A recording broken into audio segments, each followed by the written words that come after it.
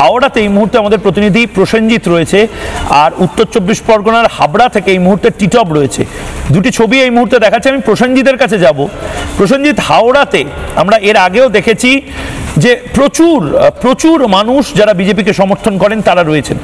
এখন তো আমি দেখছি হাওড়া ব্রিজ এই মুহূর্তে যেভাবে মানে রাস্তায় নেমে পড়েছে গেরুয়া বাহিনী, একটু ছবিটা দেখাও।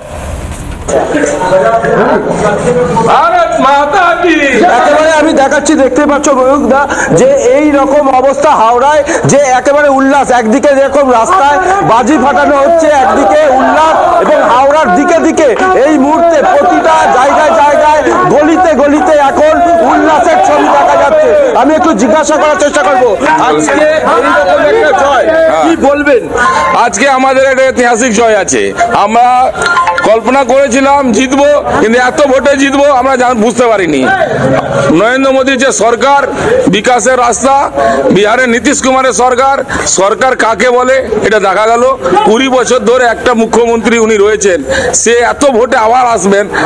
আমরা হাওড়ায় গলিতে গলিতে রাজপথে দেখা যাচ্ছে আপনাদের উল্লাস, বাজি ফাটছে, কোথাও রাস্তায় মিছিল করা হচ্ছে।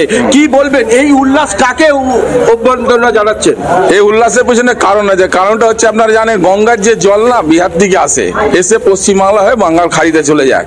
আমরা এখানে যে পশ্চিমবাংলায় যে সরকার যে চলছে, এই যে দুর্নীতি সরকার, ধর্ষণকারী সরকার, চুরি সরকার, চাকরি চুরি সরকার, মানুষ মারা সরকার, ডাক্তার মারা সরকার, এই সরকার পুরো পাকের মধ্যে রয়েছে। আমরা পদ্ম ফুল ফোটাবো, এই মাননীয় মমতা ব্যানার্জিকে আমরা বাংলাদেশে পাঠিয়ে দেবো, সেই জন্য আমরা উল্লাস।